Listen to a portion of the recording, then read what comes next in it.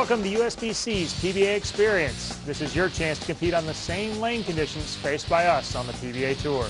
I'm Chris Barnes, along with two-time Player of the Year and 24-time titleist Norm Duke. This week you're going to face the Viper pattern. It's a 37-foot pattern. It's the second shortest of the patterns, and it probably provides the most options on how to play the lanes. As you look at the graph, you can see that there's a little launch pad in the front of the lane, but the body of the pattern goes 30 feet, which means if you're going to play the outside boards, you better play them pretty straight. You can move in, though, and you can also play in the track, depending on the surface, or you can even move in deep if you have a high rev rate. There's a lot of different options on this pattern, Norm, and you've used most of them. I have, and to me, this is one of the patterns that offers the most fun for a player because you have so many options.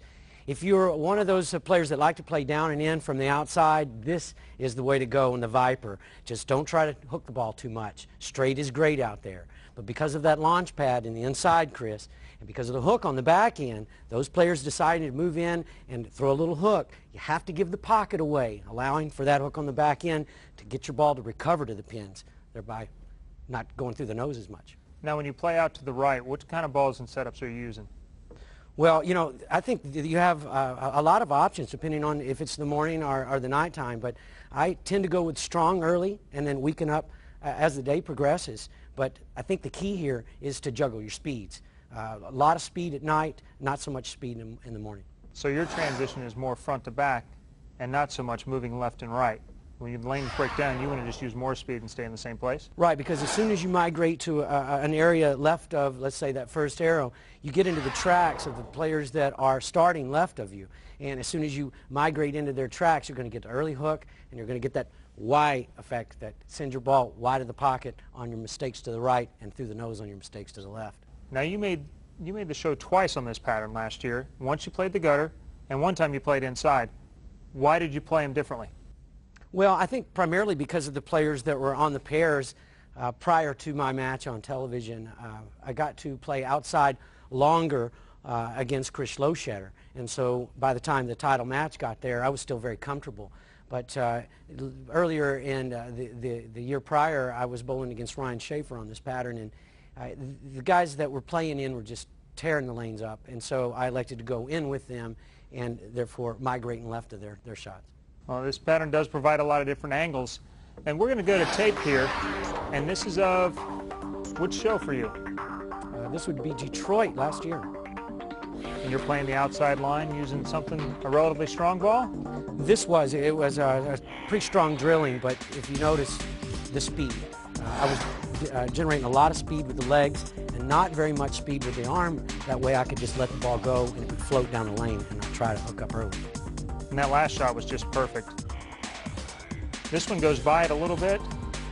What was the difference in that Well, shot? this is the thing that you have to guard against when you're throwing the speed is you don't want to try to turn the ball a little early or pump it right because it'll sail on you. Most of your mistakes, when kept left, will hold pocket for you with that much speed. Okay, and this looks like it's probably in the next match. Maybe in the final match here against Chris. I probably had to move in a couple of boards here.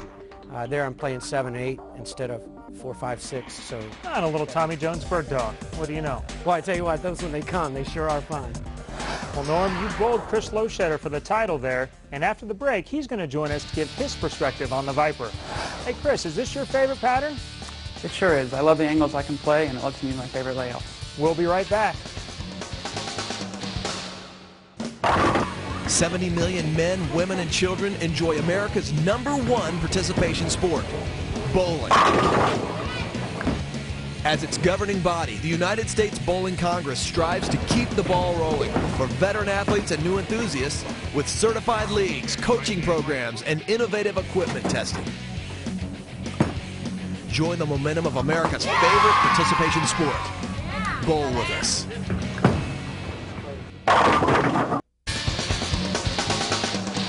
Welcome back. Joining us in our discussion about the Viper pattern is Chris Loschetter.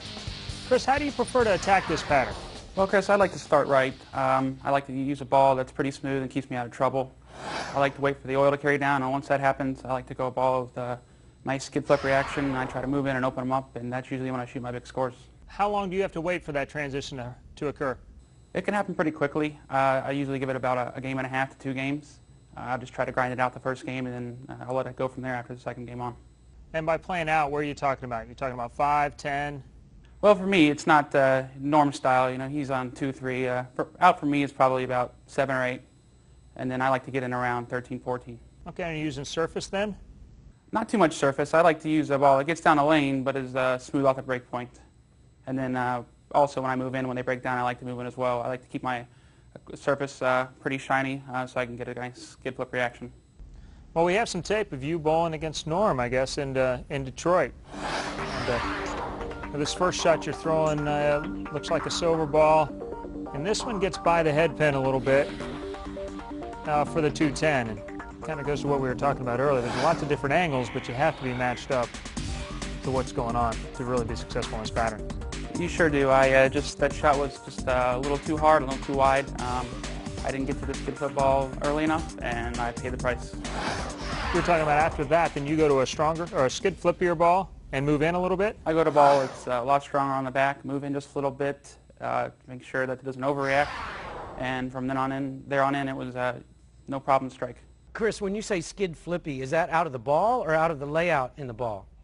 A little bit of both, more out of the layout.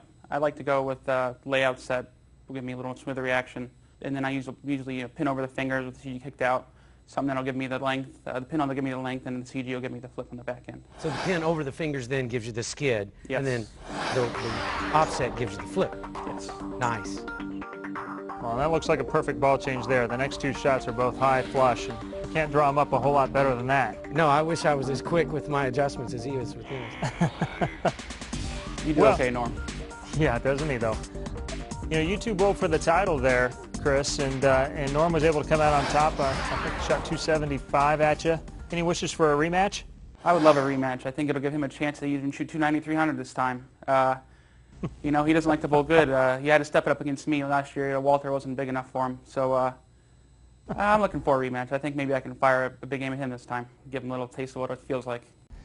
Now, there's a rumor going around, Chris, that sometimes you like to use a dull ball in the beginning and try and help the lanes transition to where you like, which is deeper than that. You're trying to set him up, Chris, is what he's telling me. You're trying to set him up. Well, i.e. the World Championships last year against Brian Voss, much was made of your decision to take a dull ball and basically dictate where Brian Voss is going to play. Worked out really well for you. I'm asking you now, why didn't you do that against me? I was prepared for that type of maneuver. Well, that was the first time I did that, Norm, and I wasn't doing anything to your boy to help him, you know, ruin his line. I don't blame I was you. just setting up for me, and you know, he made the wrong move. Against you, I was waiting for another 190 in the title match, so I didn't feel I needed to do it. Oh, that's right. I think I bowled 190 against him to win the prior match, so there wasn't any reason to mess my shot up. Definitely not. I see. And we are out of time. For USBC Hall of Famer and 2-time Player of the Year, Norm Duke, and up-and-coming star Chris Loschetter, I'm Chris Barnes. Thanks for joining us, and remember, on the Viper, you can play to your strengths. Enjoy your PBA experience.